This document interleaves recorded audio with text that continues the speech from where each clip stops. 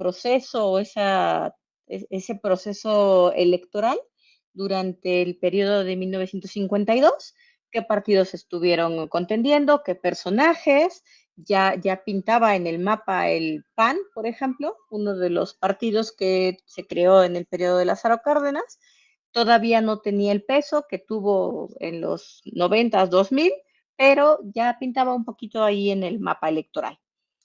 También estuvieron platicando sobre los cargos públicos que tuvo Adolfo Ruiz Cortines previo a que fuera presidente de la nación. Cuando llega a la presidencia, también platicamos un poquito sobre algunos de los personajes relevantes que formaron parte de su gabinete de Estado. ¿Vale? Creo que hasta aquí vamos en canal, ¿correcto? Sí, correcto. Va, perfectísimo. Sí. Okay. Ahora, ¿qué hizo Adolfo Ruiz Cortines? Cuando ustedes buscan en la red, ¿cuáles fueron las aportaciones más importantes de Adolfo Ruiz Cortines? Una de las más relevantes fue el otorgar el voto a la mujer. En el slide que ustedes están viendo ahorita, se plantean dos informaciones importantes. La primera es la iniciativa que mandó al Congreso para la reforma constitucional de los artículos 34 y 105. Esta iniciativa la mandó el 10 de diciembre del 52, es decir, a pocos días de haber tomado posesión. El objetivo o lo que buscaba con esta iniciativa era precisamente que se le concediera a la mujer el derecho a votar y a ser votada en los procesos electorales. Ustedes recordarán que algunos sexenios anteriores ya habíamos platicado de que le otorgaban el derecho al voto a la mujer, pero eso era únicamente en procesos municipales. Y aquí ya hablamos de los procesos federales. Bueno, eso fue el 10 de diciembre del 52, mandó la iniciativa, y esta iniciativa, dentro de todo el flujo burocrático, administrativo y legislativo que lleva para que pueda promulgarse o publicarse en el Diario Oficial de la Federación, ocurrió casi un año después. El 17 de octubre del 53 es cuando oficialmente se publica el decreto para modificar la Constitución en estos artículos 34 y 115 de la Constitución para otorgarle a las mujeres este derecho a votar y ser votadas en todas las elecciones. Aquí ya no había restricción, como ya tenían la municipal, a partir de este momento, al reformarse la Constitución, el impacto es completamente a nivel federal. Esta precisamente fue una de las reformas más importantes, no solo del periodo del periodo de Adolfo Ruiz Cortines, sino también del siglo XX en nuestro país. ¿Por qué? Porque ya se reconocía a las mujeres como ciudadanas y con sus propios derechos. Esto permitió que a partir de aquí el sector de las mujeres pudieran comenzar a integrarse en la vida política de nuestro país. ¿Cuándo comenzamos a ver esa participación? Yo creo que, o sea, si hablamos, por ejemplo, en la comparativa de que una mujer llegue a la presidencia, que es el puesto político electoral más importante en nuestra nación, eso sucedió hasta 2024. O sea, estamos hablando de cuántos años desde que se dio u otorgó el derecho. O sea, estamos 70 años. Tuvieron que transitar 70 años para que una mujer pudiera ganar las elecciones presidenciales, ¿sale? Sin embargo, es un hito importante en nuestra vida política, social, cultural, donde permitió precisamente que las mujeres comenzaran a participar en esa vida política. Y tan fue un hito relevante que tenemos a mujeres reconocidas dentro del ámbito político. Hoy, cuando ustedes les preguntan, pues obviamente las primeras que les salen a relucir, en primera, Claudia Sheinbaum, como la presidenta de nuestro país, y de ahí algunas otras, yo creo que de una o a lo más 2 décadas atrás. Sin embargo, dentro de la vida política de nuestro país ya traemos una historia un poquito más larga. En 1952, la primera diputada federal, Aurora Jiménez de Palacios, electa por el estado de Baja California, se convirtió en la primera mujer en ocupar una curul en el Congreso. Entonces, hablamos de que ya esa incursión era permitida y de que eso iba a permitir que las siguientes generaciones pues participaran con mayor, ¿cómo decirlo?, con mayor participación, con mayor derecho y que estaba fundamentado ya en nuestra Constitución. Para el periodo del 55 al 58, obviamente tras esta reforma, las mujeres empezaron a votar en los procesos del 55, que son los intermedios, y en el 58, que es con el cambio de poder, que es precisamente con la llegada del siguiente presidente, Adolfo López Mateos. ¿Sale? En el 64, las primeras senadoras fueron mujeres, fueron María Lavalle Urbina y Alicia Arellano Tapia electas por Campeche. En el 65, Lavalle Urbina se convirtió en la primera mujer en presidir el Senado. Ustedes recordarán, y si han visto noticias y más o menos saben cómo funcionan las cámaras, tanto de diputados como de senadores, para el funcionamiento de un periodo, tanto en una cámara como en otra, se elige a una mesa directiva y esa mesa directiva obviamente tiene un presidente. Han pasado N presidentes en cada uno de los periodos de gestión de las cámaras, pero particularmente esta es relevante porque fue la primera vez que una mujer presidió el Senado, una de las cámaras más importantes de nuestro país, cámaras políticas.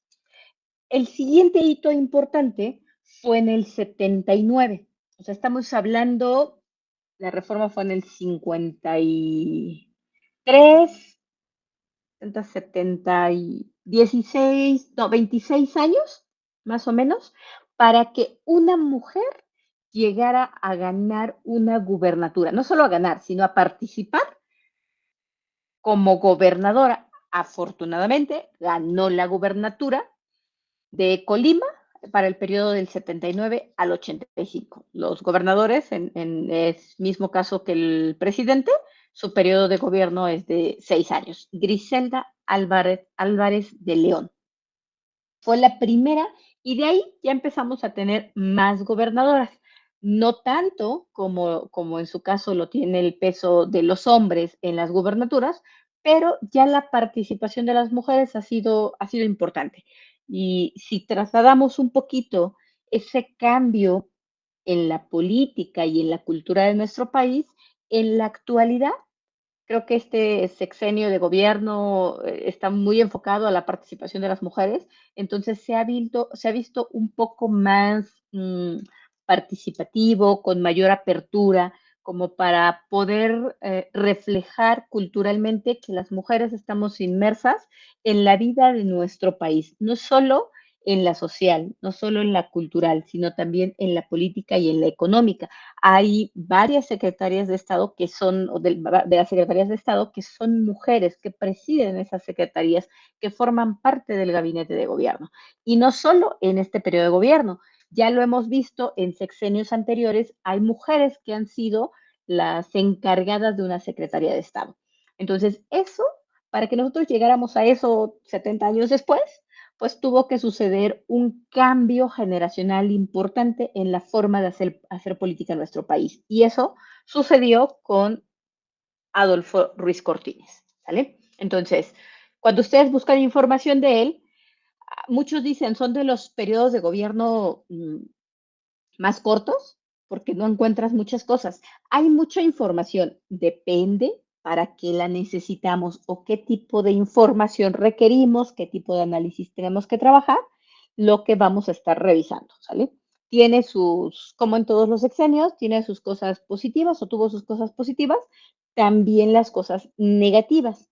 Por ejemplo, cuando hablamos en términos económicos, el periodo de Adolfo Ruiz Cortines, de alguna forma, pudo estabilizar un poco la política. Nosotros veníamos con una paridad peso dólar de 8.50. la había mantenido más o menos, pero por, digamos, el tema de la política de gobierno, austeridad y trabajo, no le permitió poder controlar el gasto público. El gobierno enfrentó desniveles en la balanza comercial, baja en las exportaciones, una tendencia inflacionaria y tuvo que llevar, o más bien llevó o causó que se realizara una devaluación. Lo curioso es que esta devaluación no se realizó como cualquier día normal, cualquier día laboral o activo que normalmente, en el que normalmente se mueve la economía, sino que se realizó un sábado de gloria. Entonces, si ustedes, probablemente ahorita en esta actualidad, estos días de sábado de gloria, Semana Santa, no son tan marcados como lo eran en los 50 días religiosos, y ustedes recordarán que México se ha caracterizado por ser uno de los países que más arraigada tiene la cultura religiosa y particularmente el catolicismo. Entonces, la gente estaba en otros asuntos religiosos como para preocuparse por temas económicos. Y pues la noticia fue, despiertan al siguiente lunes hábil, que hubo una devaluación ya 2 días atrás. Esto provocó que la paridad peso dólar cambiara de 8.50 a 12.50. Entonces, si ustedes recuerdan un poquito la paridad de la que platicamos en el periodo de Miguel Alemán, ya habíamos tenido un cambio relevante de los 4 y cacho a los 8.50. Acá otra vez estamos teniendo ese impacto negativo en nuestra economía y estamos transitando a 12.50. Esta paridad es importante porque para el siguiente periodo, que va a ser ya la información que veremos en el módulo 3, tenemos que ver cómo a lo largo de diferentes sexenios fluctúa esa paridad. ¿Cuáles son los efectos? ¿Cuáles son los beneficios? ¿Sale? Hasta aquí, ¿alguna duda, chicos?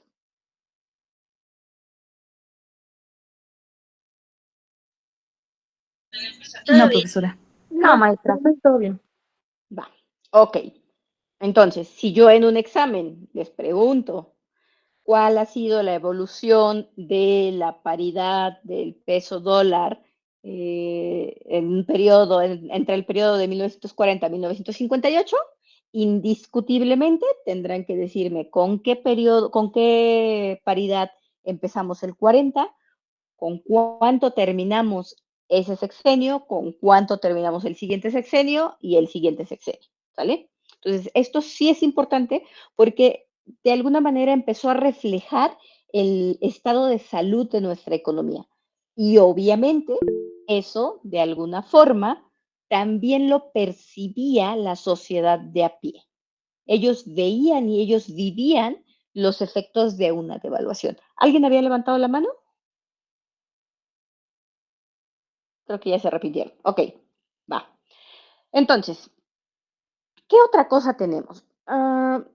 Adolfo Ruiz Cortines planteó una política de desarrollo social y regional importante que se basó en 4 puntos relevantes. Uno, que fue implementar el plan o programa La Marcha al Mar. Este programa eh, lo implementó para poblar de alguna forma las costas, desarrollar recursos marítimos, mejorar la infraestructura de los 70 puertos que teníamos y conectar al altiplano con el litoral. Es más o menos la actividad marítima que teníamos en nuestro país. Ustedes recordarán que en el periodo anterior hablamos de crecimiento, hablamos de infraestructura, hablamos de industrialización. Entonces, para este momento, dado que Adolfo Ruiz Cortines se quería deslindar de la corrupción que había existido en el periodo pasado, que pertenecía a un presidente del mismo partido, pues necesitaba hacer nuevas cosas y no solamente seguir la misma línea estratégica que había seguido Miguel Alemán. Entonces, parte de lo que quiso enfocarse fue precisamente en las actividades marítimas. El plan no estaba mal formulado, no dio los resultados que se esperaban, no progresó. ¿vale? Entonces fue uno de los programas relevantes fracasados de este periodo. El siguiente fue la vivienda popular. Creó, como ahí lo dice en el slide, en el 54 el Instituto Nacional de Vivienda. Esto con el objetivo de atender las demandas de vivienda en las ciudades. Ya habíamos platicado que la gente había estado transitando a la ciudad para trabajar en el sector industrial, que era el que estaba creciendo en esos momentos. Ya habíamos platicado que se habían empezado a crear multifamiliares, pero eran precisamente para aquellos trabajadores del Estado. Entonces, ¿qué sucedía con los obreros? Los obreros que ya habían tenido manifestaciones a lo largo del sexenio anterior. Entonces, una forma de apaciguar esos movimientos fue otorgar o crear una institución social que permitiera poder atender esas demandas de vivienda, no solo aquí en la Ciudad de México, sino en general todas aquellas demandas de los obreros, ¿vale? Y aunado a eso, el tema de las mejoras salariales.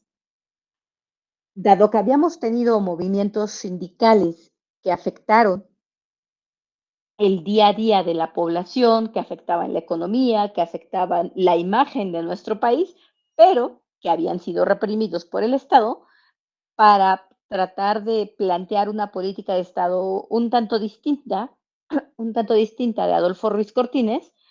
En su periodo los salarios comenzaron a crecer a un nivel importante y digamos superior a lo que ya habíamos tenido en periodos pasados y que incluso superaban el costo de vida. Mm, Comenzó a otorgarse mayores beneficios. Hoy, cuando ustedes buscan un trabajo y les dicen prestaciones, las de ley, o en otros casos, prestaciones superiores a las de la ley. Entonces, ya ponen foco en cuáles son esas superiores. Hoy, por ley, está, por ejemplo, el aguinaldo. Para los años 50, 40, cuando se formuló la Ley Federal del Trabajo, no existía el aguinaldo, no pintaba el aguinaldo.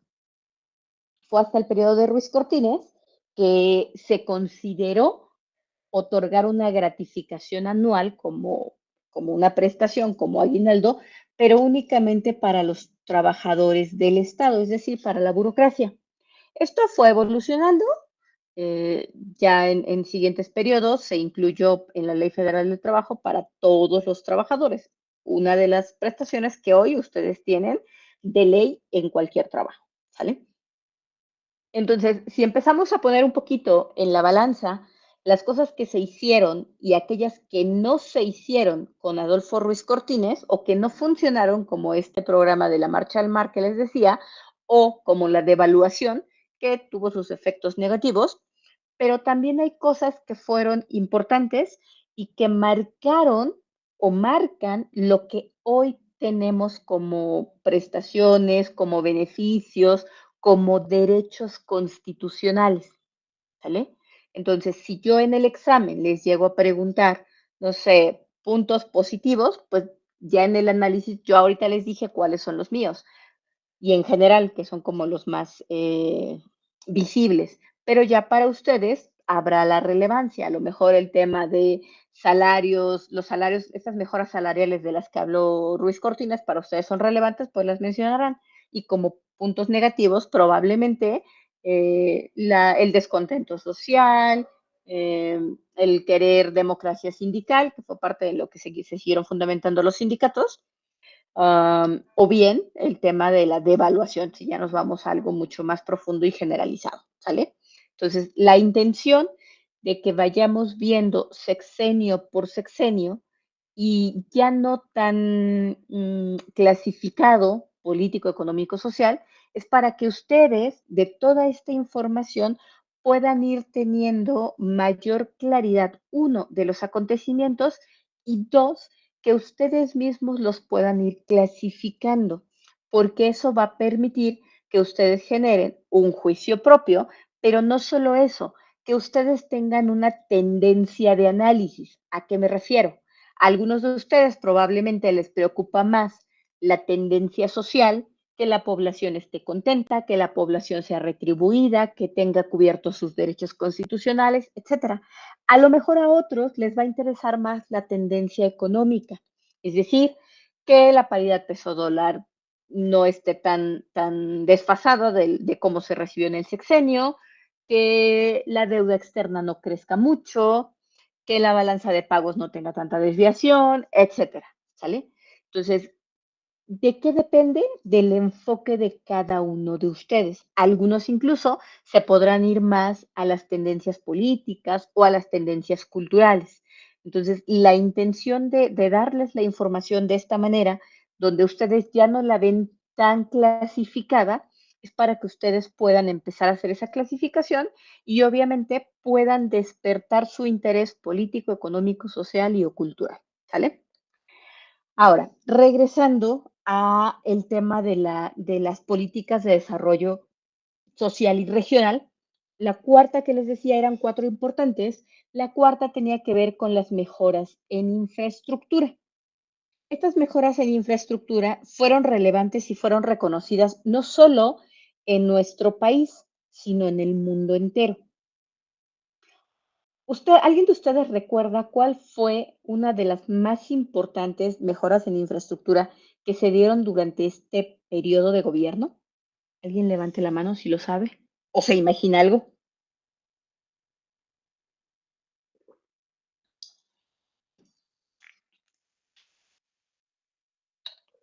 Yo no recuerdo. Adelante, Mariana.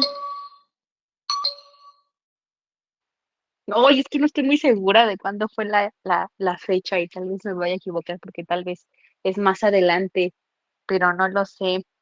Pero hablo más del metro, pero no estoy segura. Según yo, el metro fue No, todavía por no, ahí, Mari. por más adelante. Por eso ya no quise levantar la mano.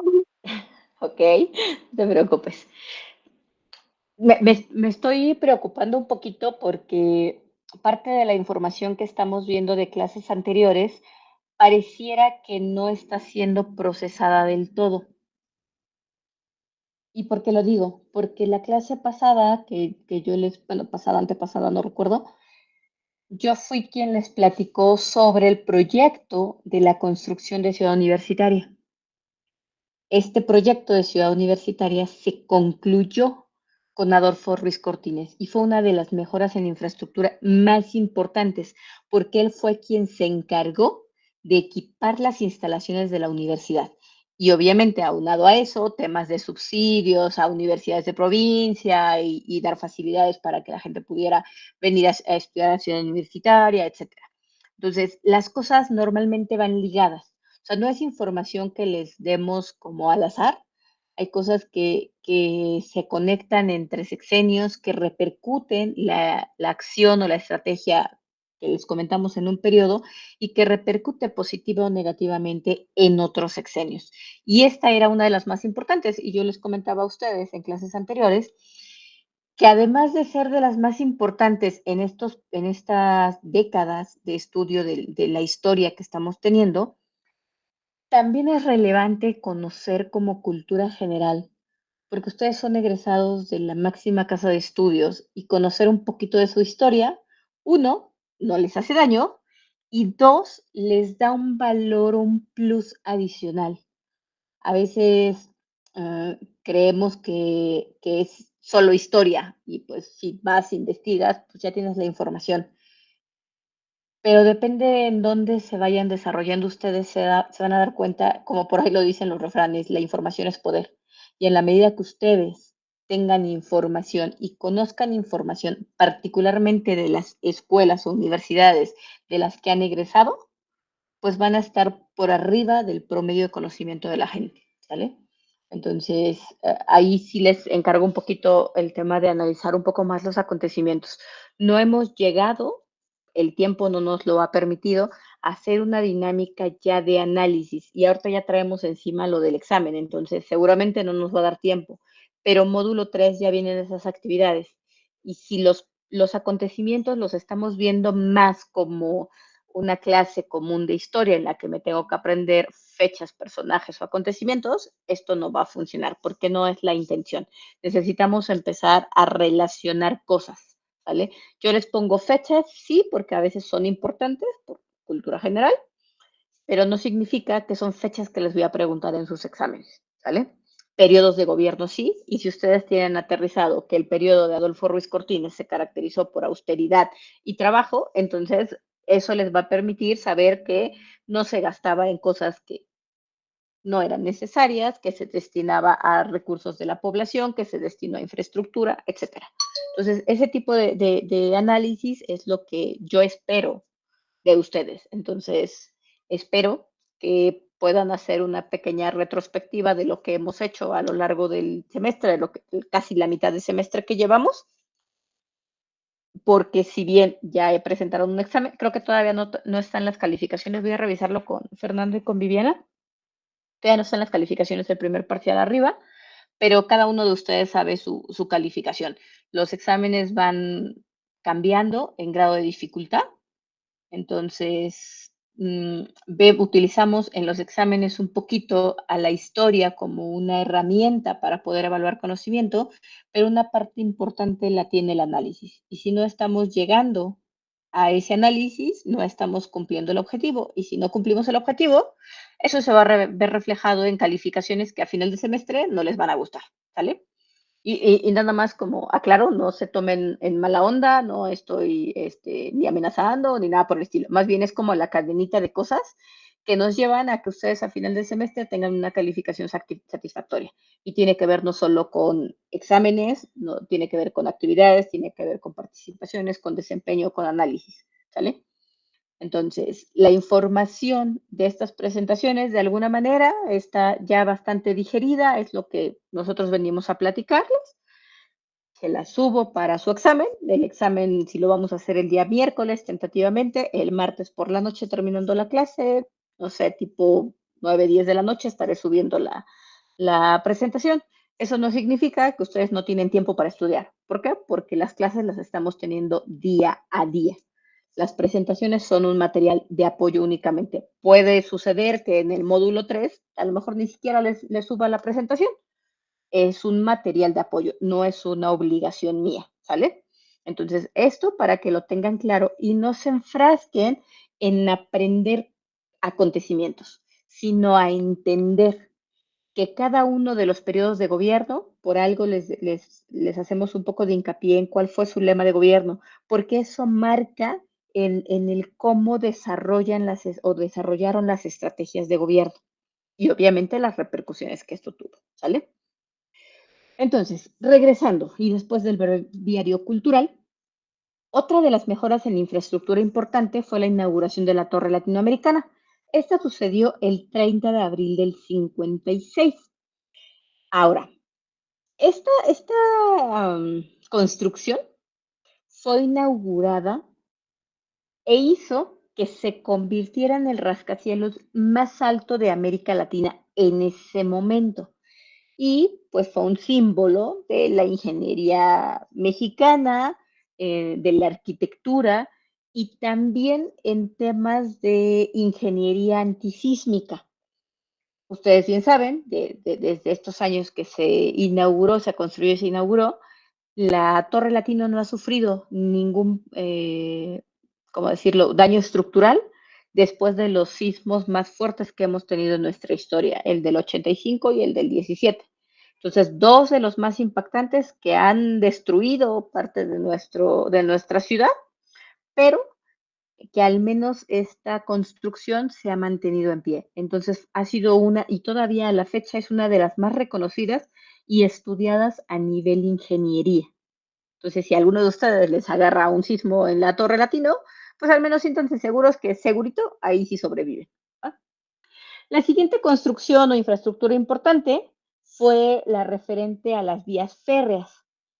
Construyó nuevos ferrocarriles, que fueron el de Campeche Mérida, Chihuahua Pacífico y Durango Mazatlán. Ya es lo que les decía, aparte de comenzar a tocar los puertos con el programa de la Marcha al Mar. Y segunda, empezar a conectar vía terrestre también lo que nos faltaba conectar de nuestro territorio. ¿Dudas hasta aquí?